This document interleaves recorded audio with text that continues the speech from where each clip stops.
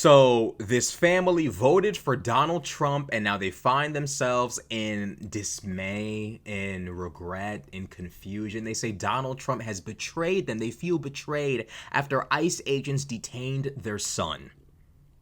I'm not gonna lie, this has been cathartic to me, entertaining to me. It's unending in its value. It's just infinitely valuable. This is like, I ain't gonna lie, Donald Trump gotta be the funniest nigga in the country today. The amount of people who have voted for him, who find themselves in dismay, in disarray, in shock, this is absolutely cathartic and entertaining to me in every way. Donald Trump is doing exactly what he promised he would do. None of this is out of bounds. None of this is beyond the pale. None of this is inappropriate. All of this is well within exactly what he promised in the lead up to the election. And anyone who pretends otherwise is either a bot, an NPC, a mindless drone, or a lying mother. Ain't no in between. Either you were paying attention and saw and heard all that was promised, or you were just mindlessly going to the voting booth, clicking on Trump with no care or concern for what he may or may not have promised in the lead up to the election. But for the first time in a long time, Donald Trump has actually been honest. He's actually made good on what he promised. He promised tariffs. He promised mass deportations, legal and illegal. He promised total mayhem, basically. He promised genocide. He promised mayhem. And now he's delivering on it. And people are finding themselves shocked to see it. You can't make this shit up.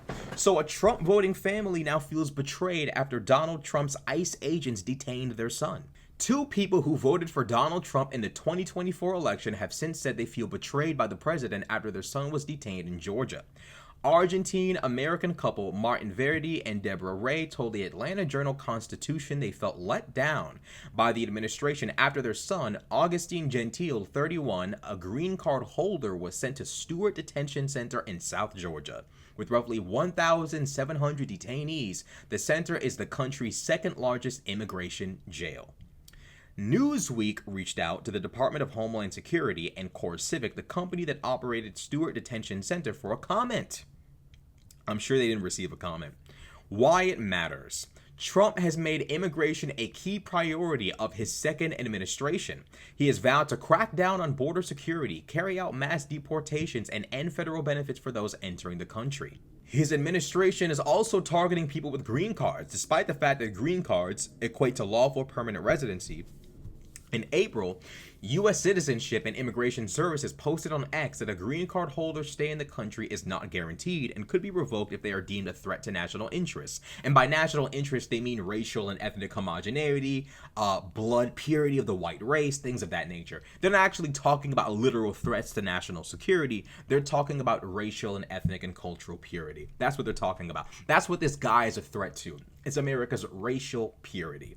Let's just keep him 100. This dude is in no way, shape, or form a national security threat. I'm willing to bet a significant amount of money that he's not.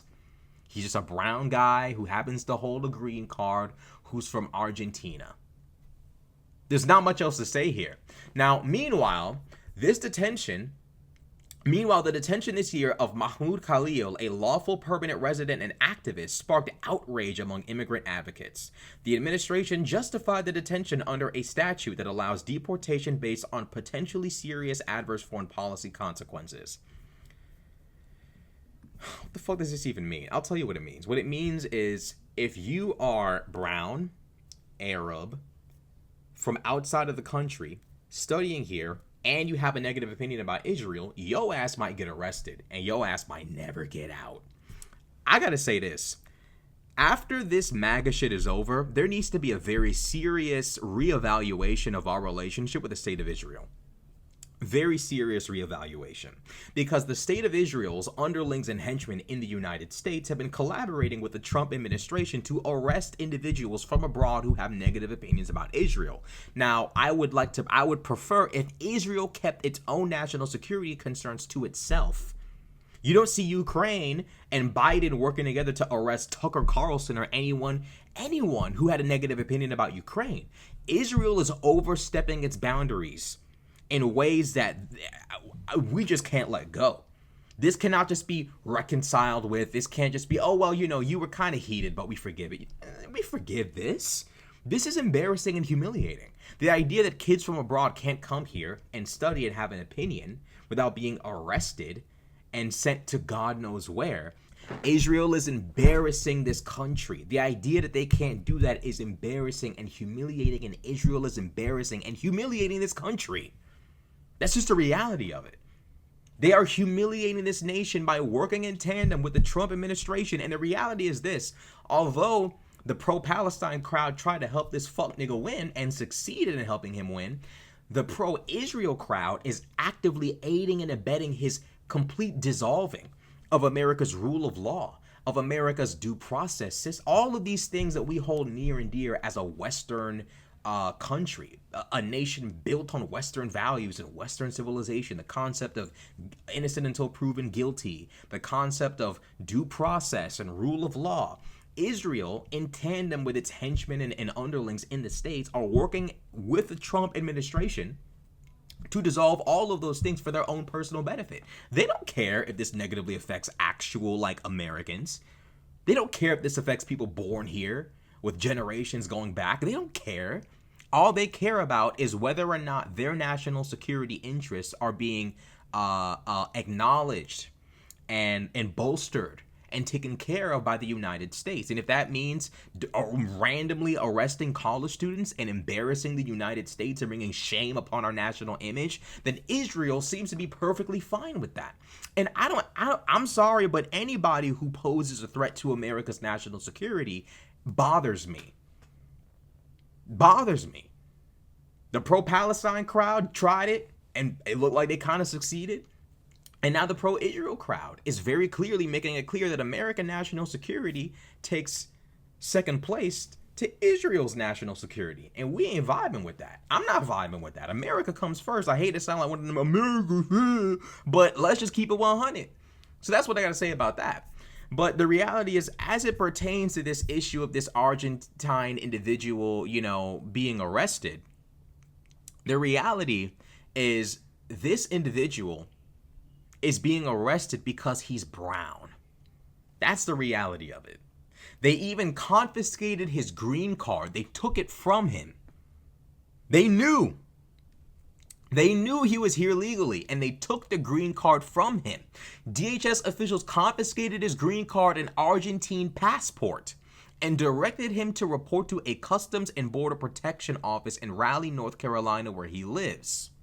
Officials there detained him and sent him to a local county jail. So it was a setup the whole time. They confiscated his legal documents that would prove that he is in fact here legally. They then sent his ass to a Customs and Border Protection office in Raleigh, North Carolina, where he was then arrested. It was a setup the whole goddamn time. Law enforcement was waiting there, lying in wait for his ass to pop up with no documents, none to prove he's here legally, only for his ass to be arrested. These people are committing crimes. These people are what we call criminals. This is one big ass Grand Theft Auto administration, if you could even call it an administration, and the family is now shocked. They say they feel betrayed, that this is craziness. This is exactly what was promised. That's the reality of it. Deborah Ray told the Atlanta Journal-Constitution, Trump didn't say he was going to do this, that he was going to go after people who have been here for a long time. He said he was going to go after all the criminals who came illegally. We feel betrayed, tricked. This is craziness. See, the naivete of those who just immigrated to the United States of America. Man, there is a legacy of white supremacy, a legacy of racism in this nation you seem to think is over with since you were just able to come here. Wrong. It's not over. Didn't go anywhere. It's still here. I don't know why people come to this country and think bygones are bygones and it's all in the past. Black people keep trying to tell y'all it ain't over. It ain't over. Black people keep trying to tell y'all this shit ain't over. I don't know why immigrants come to this country and think this whole white supremacy thing is a thing of the past. No, it's not. No, it is not. It is not over. None of that shit is over. It was only 60, 70 something years that Jim Crow was a thing. That's a blip in terms of human history. You think it's all over now? Come on now. Let's not be ridiculous here. Donald Trump did not say that he was only going to go after people who came in illegally. That is not true. Donald Trump and Tom Homan were alluding to engaging in illegal acts of deportation well before the election. And if you didn't have the historical know-how and the societal and legal know-how and just the vibes of realizing maybe we shouldn't trust these people, if you didn't have one of those little moments, that's on you, frankly. It's 100% on you. And no one is to feel sorry for you in the wake of this. No one's supposed to sit here and feel sorry for you or, feel like compassion for you in the sense of entertaining this fantasy that you were tricked or betrayed. No, you ordered something and the order was brought to your table. Instead of being ungrateful, instead of being nasty, you're a nasty person, instead of being all disgruntled and unruly, eat your food. You ordered this plate, now eat the food. I don't understand the problem here. Donald Trump was obviously not campaigning on getting rid of criminals. You can't possibly believe a man who seeks to be an autocrat is just going to go after criminals. Even coming into the nation illegally is an offense. It's like a misdemeanor. Like the law, there is some kind of legal consequence for it. You thought Donald Trump wouldn't try to stretch that legal consequence to its furthest limit possible? That's on you. You chose to believe that. Ain't nobody else at fault but you. There was a massive deception. This was a massive deception what he did, because the other side had shown us how indulgent they were with immigration. Bro, these people don't know what the fuck they're talking about. Biden and them deported shitloads of people. This is what happens when voters don't pay attention to what's going on and just listen to whatever the media tells them to. These people listen to whatever right-wing media whispered into their ear or sometimes just screamed into their ear. And now they're finding themselves completely bewildered and lost as the world is just unfolding around them. Like, yeah, you don't know what's going on. If you watch right-wing media, you have literally zero idea as to what's going on in politics. Zero. So, of course, when Donald Trump's behaving the way he's behaving, you sitting there, you can't believe it. You can't believe it because you don't know what the fuck be going on. CPB Assistant Commissioner Hilton Beckham previously told Newsweek in a statement, the Trump administration is enforcing immigration laws, something the previous administration failed to do. Those who violate these laws will be processed, detained, and removed as required. Now, no, they're not enforcing immigration laws. They are 100% breaking the law. They know it. But at the end of the day, y'all knew what was going to happen. Green card holders who have not broken any U.S. laws, committed application fraud, or failed to apply for a re-entry permit after a long period of travel have nothing to fear about entering and exiting the country. Cap! That's what the young people call cap. That is a lie. If you are a green card holder, you can even be white. I've heard of white folk being done up bad by ICE. You know, they haven't gotten to that stage yet. They haven't unlocked the full-on racism part yet. They're getting there, though, in due time. But even white people have been caught up by ICE and done bad. If white people could get done bad, what do you think awaits you, a brown person who voted for Trump, who has relatives who aren't here as citizens but as green card holders? Come on now. Verdi and Ray said that Gentile may consider asking to be returned to Argentina if his case takes too long to fight. And there we have the purpose of all of this. The purpose of this all is to make this guy self-deport. They set this man up, confiscated his legal documents, his passport, and his green card, sent him to an, what was it called? They sent him to the Customs and Border Protection Office in Raleigh, North Carolina, where he lives. They then detained him there and sent his ass to jail. He didn't have no documents. They took it from him. So what was he supposed to do? This is how they're doing it. If you take their documents from them, they're not documented. They're not a green card holder. They don't have a passport. They're illegal. Do you see the problem here? Bro, this is the reason why, like I say it many times, conservatives cannot be trusted to run a society. Even the voters sit there in bewilderment, completely just like lost and in shock of how any of this could unfold. Everybody told you this was going to happen. How could you have not believed it? This is not a movement built on law and order. It's a movement built on white supremacy, homophobia, transphobia, sexism, insanity, crackhead energy. It's built on bullshit. I don't even know, like, why do I even have to explain this stuff? It shouldn't have to be explained, but unfortunately, it seems as though it does need to be explained. We feel betrayed by Donald Trump. Nigga, Donald Trump didn't betray you. For the first time in a long time, Donald has been honest. He's told the truth. He's coloring within the lines. He's raising his hand before speaking in class. Look at him behaving himself. I ain't gonna lie. He is a criminal. But he is doing what he said he was gonna do. I don't know what the problem is. This family should be vibing, doing the electric slide. They should be in the club, clanking glasses. You know what I'm saying? Like, Donald Trump, can you do something for me? Like, they should be celebrating. Instead, we're getting complaints and Karen activity and Sharkeisha activity and all the complaining. What's the... Bro, he's doing what y'all voted for. You ordered the food. You got it. The plate's in front of you. What you mad about? I don't know. I just feel like Trump voters are kind of ungrateful. You know what I mean? Like, you didn't vote for Harris. You voted for Donnie, and now you're getting Donnie activity. What's the problem? You can't have both.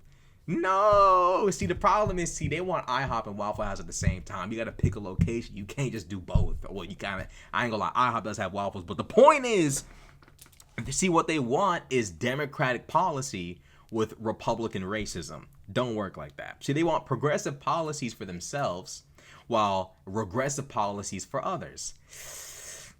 As it turns out, the billionaire class hates all of you. They hate blacks. They hate working class whites. They hate everybody. Yeah, they hate just about everybody. Everybody. The only people they seem to like is rich white people. But if you're a working class white person, they hate your ass. They despise, like, bro, they hate, we're all in this together on some High School Musical shit. They despise us all. And that's what I keep trying to get people to understand is this is class warfare. In reality and in truth, this is literally just class warfare unfolding before your eyes. A little bit of racism mixed in here and there, like this guy being deported for being brown, but most of this is just class warfare in its most classic form, and it's taking Trump supporters like a gazillion years to realize it. It's like watching the most slow sloth crawl across the fucking street. Like, when are you guys gonna have your eureka moment of, oh shit, they don't like us? I don't know. It'll take them forever. It'll take them forever. It is what it is. This is the choice they've chosen to make. They voted for this, and now they're getting the consequences. They're getting the consequences of what they voted for. It is what it is.